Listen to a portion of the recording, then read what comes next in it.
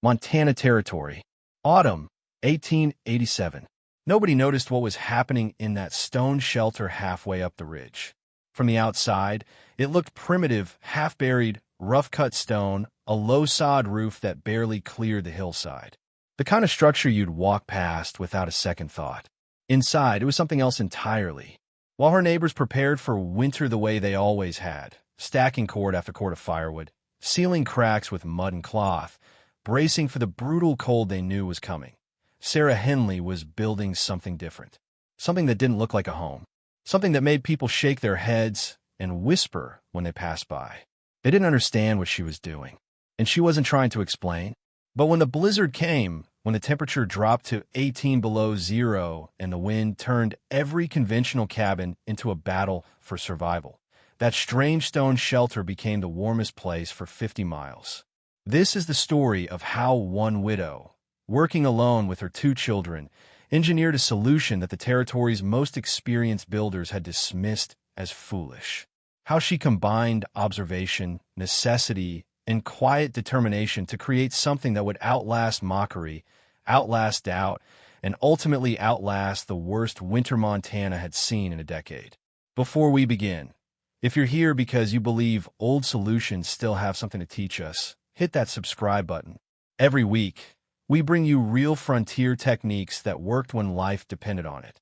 And drop a comment telling us where you're watching from. Now, let's go back to 1887. Sarah Henley was 34 years old the autumn she started digging into the hillside behind her cabin. Widow for 2 years. 2 children, Daniel, 10, and Rebecca, 7. Homestead 14 miles from the nearest settlement, accessible by wagon track that turned to mud in spring and ice in winter. She wasn't trying to prove anything to anyone. She was trying to survive. The previous winter had nearly broken her. Not the grief she'd carried that since the accident that took her husband, but the exhausting, relentless battle against the cold. The cabin he built was standard for the territory. Logs chinked with clay and moss, single room, stone fireplace on the north wall. Decent construction, but it bled heat. She'd wake every 2 hours through the night to feed the fire. Even then, ice formed on the inside walls by morning. The children slept in layers of wool, huddled together under every blanket she owned. Rebecca developed a cough in December that didn't fully clear until April. Daniel's fingers went numb, so often he stopped mentioning it. And the wood. God, the wood. Sarah wasn't a large woman. Splitting and hauling cord after cord of firewood, day after day, left her shoulders burning and her hands cracked and bleeding. By February, she was burning furniture. By March, she was rationing, letting the fire die down at night, letting the cold creep in, gambling that they'd make it to dawn. They survived. Barely. When spring came and the snow finally melted, Sarah made herself a promise. She would not live through another winter like that. She couldn't. Her body couldn't take it. Her children couldn't take it. Something had to change. She started paying attention differently. She noticed how the root cellar, dug 6 feet into the hillside, walls lined with fieldstone, stayed cool in summer but never froze in winter. She noticed how the blacksmith's forge, built with firebrick and thick stone walls, held heat for hours after the coals died. She remembered visiting a Salish camp 2 summers prior, seeing how their winter lodges were partially underground, insulated with earth, designed to trap and hold warmth. The pattern was clear: mass and earth. Stone that absorbed heat and released it slowly. Soil that insulated. Spaces that didn't fight the cold but worked with the land itself. She started sketching plans in the margins of her late husband's journal. Measurements, angles, stone thickness, ventilation paths. Her neighbors thought she was planning a storage shed. She didn't correct them. Let them think what they wanted. She had work to do. By mid-September, she'd begun excavating. For feet into the hillside. That was the foundation of everything. Sarah chose a south-facing slope with good drainage, a spot where runoff would flow away naturally, where the morning sun would hit the entrance. She cleared brush and topsoil, then started digging, for feet deep into compacted clay and gravel. Daniel helped when he wasn't tending the garden. Rebecca carried stones. The walls would be stone, not a single layer. That wouldn't hold enough heat. She needed mass. 18 to 24 inches thick. She salvaged sandstone from a collapsed homestead 3 miles west, stone that had been quarried and shaped decades earlier. Each piece weighed between 40 and 80 pounds. She hauled them in a borrowed handcart, making trip after trip, building her stockpile. 3,200 pounds of stone. That's what she calculated she'd need. She laid the foundation with the largest stones, setting them on undisturbed earth. No mortar yet, just careful placement, gravity, and friction. Then she began building up the walls. Sandstone has a warm, grainy texture. It absorbs heat beautifully, holds it for hours. She mixed mortar from clay, sand, and lime she'd traded for at the settlement. Each stone placed deliberately. Each gap filled. Walls rising slowly, thickening, creating thermal mass that would become a battery. The interior space was small, 12 feet by 14 feet. Low ceiling, 6.5 feet at the peak. She wasn't wasting volume. Every cubic foot would need heating. Less space meant less fuel. The roof was next. She framed it with salvage timber, keeping the pitch low, then layered it. First planks, then birch bark for waterproofing, then 12 inches of sod. The earth would insulate. The grass roots would hold everything together. From a distance, the structure would blend into the hillside. Invisible, unimportant. But the real engineering was in the hearth. She built it in the center of the space. A stone platform, 2 feet high, with a firebox lined with firebrick she'd bought with the last of her saved cash. But instead of running the flue straight up and out, she designed it to snake horizontally through the interior wall before rising to exit. The smoke and heat would travel through 18 feet of stone before escaping. Every degree of warmth extracted. Nothing wasted. The entrance was a tunnel. 3 feet long, just wide enough to crawl through, angled slightly upward. Cold air is heavy. It would sink and pool outside. Warm air would stay trapped inside. The tunnel also broke the wind. No matter how hard it blew, it couldn't blast directly into the living space. She cut 2 small ventilation holes near the roof peak, each 4 inches across, covered with wooden shutters she could open or close as needed. Fresh air in, smoke out. No backdraft, no suffocation. When she was finished, it looked nothing like a home. It looked like a stone mound. A burrow, a grave. People passing by slowed their wagons to stare. Some laughed, some shook their heads. A few made comments loud enough for her to hear. "That's no house, Sarah. That's a root cellar. You gonna live in there? With your children?" Poor woman doesn't know what she's doing. She kept working, sealed cracks, tested the draft, moved her few belongings inside, set up sleeping pallets along the walls, hung her cooking pot over the central hearth. The walls were cool to the touch. The air smelled of earth and stone. The space felt small, almost oppressive after the openness of the cabin. But Sarah wasn't building for comfort. She was building for survival. The reactions came in waves. Not anger, not outrage, just dismissive amusement. The first week after she moved in, people found excuses to stop by.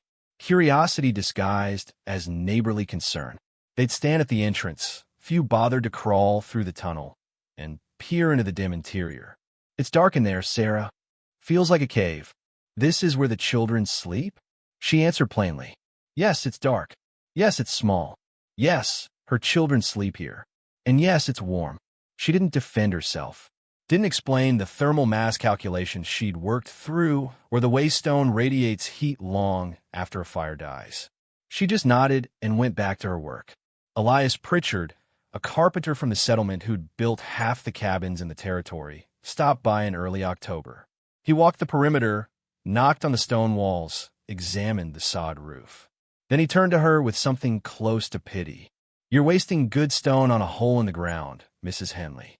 When this winter hits, and you're freezing in there, don't come asking me to fix what you've done." She thanked him for his concern, said nothing else. At the settlement store, when she purchased her winter supplies, a fraction of the firewood her neighbors were hauling, the owner raised an eyebrow.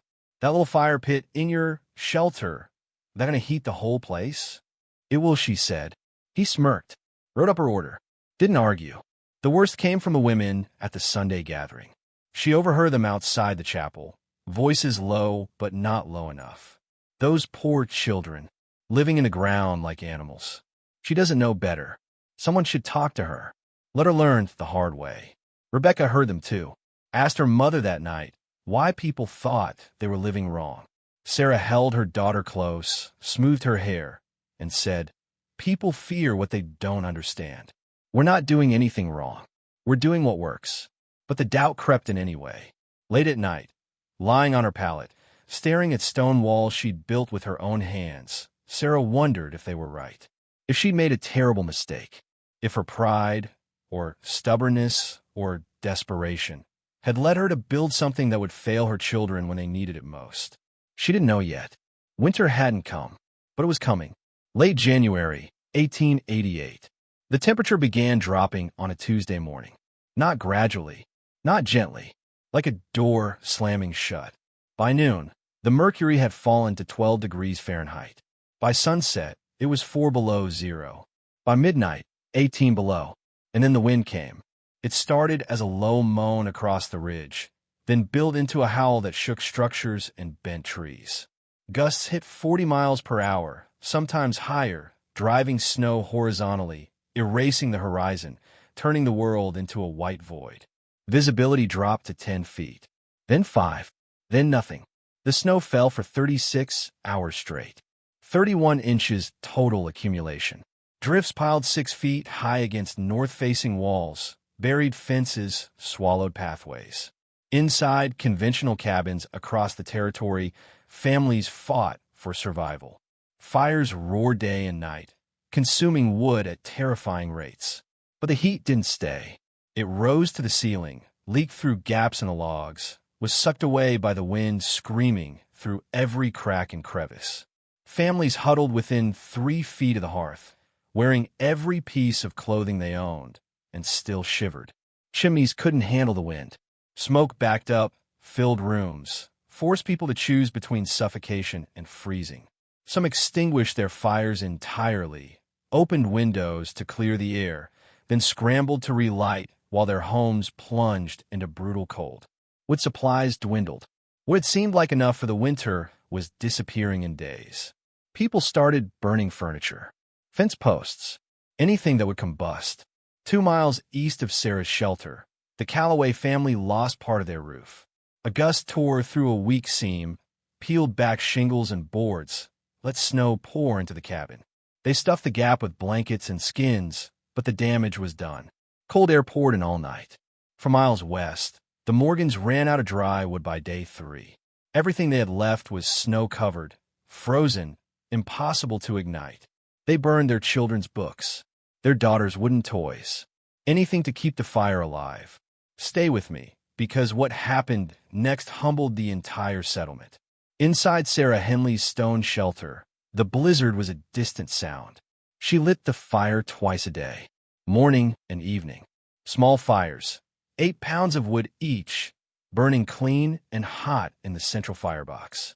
The flames heated the firebrick lining, which heated the surrounding stone hearth, which radiated warmth into the small space. And the walls, those thick sandstone walls people had mocked, absorbed the heat. Slowly, steadily, 3,200 pounds of thermal mass drinking in warmth and holding it. 6 hours after the morning fire died to embers, the walls were still warm to the touch. 8 hours later, the interior temperature held at 58 degrees Fahrenheit. Even when the fire went completely cold overnight, the space never dropped below 52 degrees. Outside, it was 18 below zero. Inside, Sarah and her children wore normal clothes. No layers, no desperate huddling. Rebecca slept soundly, her breathing even and clear. Daniel read by candlelight near the hearth, comfortable enough to focus. Sarah mended clothes, her fingers nimble, not numb. The air was breathable. No smoke. The serpentine flue design pulled everything cleanly through the stone maze and out the roof. The ventilation holes provided fresh air without letting in wind. The entrance tunnel blocked the gusts completely. No ice formed on the interior walls. No frost on the ceiling. No condensation dripping. And the wood pile, the modest stack she'd purchased while the store owner smirked, barely diminished. 16 pounds per day. while her neighbors were burning 120 pounds or more. The blizzard raged. The shelter held. Sarah didn't celebrate, didn't feel vindicated. She just kept her children warm and waited for the storm to pass. But someone was about to notice. Day 3 of the blizzard. Morning. Marcus Brennan was out of dry wood. He'd burned through 40% of his winter supply in 72 hours. Everything left in his woodpile was buried under snow, frozen solid, crusted with ice. He tried bringing pieces inside to thaw near the fire, but they steamed and hissed and refused to catch. His wife and 3 children were huddled in blankets near the hearth, shivering despite the flames. The temperature in his cabin, measured at midday with a fire actively burning, was 34 degrees Fahrenheit. He was desperate, and Sarah Henley's shelter was only half a mile away. He wrapped himself in every coat he owned, tied a scarf across his face, and pushed out into the wind. The cold hit like a fist. His eyes watered and the tears froze on his cheeks. He could barely see 10 feet ahead, but he knew the route. He'd walked it before, back when he thought Sarah's project was a fool's errand worth witnessing. 20 minutes later, he reached the low stone mound on the hillside. Snow had drifted against the entrance, but the tunnel itself was clear. The overhang she'd built kept it protected. He knelt, crawled through, and emerged into the interior. The warmth stopped him cold. Not scorching heat, not the blast of a roaring fire. Just warmth. Steady, even enveloping warmth. He pulled the scarf from his face and stared. No fire burning. The hearth held only ash and a few faintly glowing embers. But the space was warm. Genuinely, impossibly warm. Sarah was sewing near the back wall. Rebecca was playing with carved wooden animals. Daniel was sketching something on a piece of slate. All of them in regular clothes. Comfortable. Calm. Marcus, Sarah said, looking up. Are you all right? He couldn't answer immediately. He placed his bare hand against the stone wall. Warm. Not hot, but distinctly, radiantly warm. Like touching sun-heated rock in summer. Ow! He gestured at the space, at the sleeping children, at the minimal ash in the hearth. How is it this warm in here? Sarah set down her sewing. The stone holds the heat. I fire it morning and evening. The mass does the rest. There's no fire now. Hasn't been for 7 hours. He pulled a small thermometer from his coat pocket. He'd brought it to measure his own cabin's temperature, to show his wife how bad things had gotten. He held it up in Sarah's shelter and watched the mercury climb. 58 degrees Fahrenheit. He looked at the thermometer, looked at Sarah, looked at the cold ash in the hearth. My cabin is 34 degrees right now, with a fire going. And I've burned more wood in 3 days than you've probably used all month. I use about 16 pounds a day, Sarah said quietly. 2 fires, 8 pounds each. Marcus did the math in his head. His family was burning 120 pounds a day, sometimes more, just trying to stay above freezing. Sarah was using 1/7 of that and maintaining nearly 60 degrees. Can I bring my family here? Of course. They came that afternoon. Marcus, his wife Clara, and their 3 children. Sarah made space, shared what food she had, kept the fire burning a little longer in the evening to accommodate the extra bodies. The Brennans slept soundly for the first time in days. Marcus couldn't stop examining the construction. He measured the wall thickness with a length of cord. 18 inches at the thinnest point, 24 at the thickest. He traced the flue path with his fingers, feeling how it snaked through the stone before exiting. He crouched in the entrance tunnel and understood immediately how it blocked wind while allowing access. The next morning, when he returned to his cabin to retrieve more supplies, he brought 2 neighbors with him, showed them his thermometer readings, walked them through Sarah's shelter, let them feel the warm walls, see the minimal wood consumption, witness the proof. By the end of the week, word had spread. The blizzard finally broke on day 6. The wind died. The snow stopped. The sun emerged, blinding and cold. People dug themselves out, assessed the damage, counted their remaining resources, and one by one, they made their way to the stone shelter on the hillside. Not to mock, not to question, to measure, to verify, to understand. Elias Pritchard, the carpenter who'd pitted her in October, stood in the entrance tunnel and ran his hand along the stonework. His own cabin had burned 140 pounds of wood per day during the storm and never broken 40 degrees inside. "I was wrong," he said simply. "This isn't a hole in the ground. This is engineering." Sarah didn't gloat, didn't lecture, just nodded and offered him coffee. The numbers were undeniable. Sarah's shelter during the 6-day blizzard. Wood consumption, 16 pounds per day equals 96 pounds total interior temperature range. 52 degrees Fahrenheit to 62 degrees Fahrenheit. 11 degrees Celsius to 17 degrees Celsius. Temperature stability. Never dropped below 50 degrees Fahrenheit. Even with fire completely cold for 10+ hours, structural integrity. No smoke backup. No ice formation. No drafts. No damage. Average conventional cabin. Wood consumption. 120+ pounds per day equals 720+ pounds total interior temperature range. 28 degrees Fahrenheit to 42 degrees Fahrenheit. -2 degrees Celsius to 6 degrees Celsius. Temperature stability. Dropped to near freezing within 2 hours of fire dying problems. Smoke backup. Ice on interior walls. Wind infiltration. Some structural damage. Sarah had used 1/7 the fuel and maintained temperature 20 to 30 degrees warmer. Her children had slept comfortably. Her hands hadn't cracked from cold. She'd read by candlelight, cooked normal meals, lived with dignity. The stone walls, those thick, massive walls people had called wasteful, had stored enough heat from 2 small fires per day to carry the shelter through the worst blizzard in a decade. Thermal mass, earth insulation, controlled ventilation, small, efficient spaces. It wasn't magic. It was physics, and it worked. Spring came slowly to Montana territory in 1888. The snow melted in patches, revealing a landscape transformed. Fences down, roofs damaged, wood supplies devastated, but also new construction. By April, 5 families had approached Sarah for guidance. Not advice, guidance. They wanted to see her drawings, understand her calculations, learn the principles she'd applied. She walked them through it, showed them how to calculate thermal mass, explained the importance of earth insulation and controlled ventilation, demonstrated the serpentine flue path and entrance tunnel design, shared what she'd learned about stone selection, sandstone over granite, limestone when available, anything with good heat capacity and workability. She didn't charge, didn't demand credit, just helped. Marcus Brennan built the first replica that summer. Half dugout, south-facing slope, 18-inch stone walls, sod roof. He added his own modifications.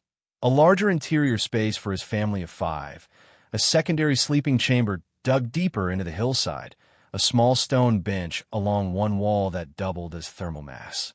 By the following winter, 11 stone and earth shelters dotted the territory within a 30-mile radius. Some were pure replicas. Others were hybrids, conventional log cabins with added stone mass walls, or partially buried structures with heavy thermal cores. Each builder adapted the principles to their specific needs and resources. The technique spread quietly. No newspaper articles, no official recognition, just families sharing what worked, builders incorporating proven methods, knowledge passing from neighbor to neighbor. Elias Pritchard, the carpenter who dismissed Sarah's work, started offering thermal mass consultation as part of his building services. He'd sketch out stone wall placements, calculate heat retention, design flue paths. He credited Sarah openly. Some clients believed him. Others thought he was exaggerating. The women who'd whispered outside the chapel stopped whispering. Some apologized. Most just quietly changed their tune, asking Sarah about sewing techniques or preserving food, pretending they'd never doubted her. Sarah didn't hold grudges, didn't need validation. She'd built what she needed. It worked. That was enough. By 1890, Henley style had become informal shorthand in the region for any partially buried, heavy-mass shelter design for extreme cold efficiency. Scandinavian immigrants, some with their own earth-sheltered building traditions from the old country, recognized the principles immediately and began blending techniques. Norwegian turf construction met Montana stone masonry. Swedish cellar design merged with American frontier resourcefulness. A hybrid vernacular architecture emerged, rooted in necessity, proven by crisis, refined by collaboration. Sarah's original shelter stood for 43 years. She raised her children there, saw them grown and married, lived long enough to meet her grandchildren. The stone walls never cracked. The sod roof was replaced twice. The hearth fired 10,000 times and never failed. When she finally passed in 1931, at the age of 78, the shelter was still standing, still warm, still proof.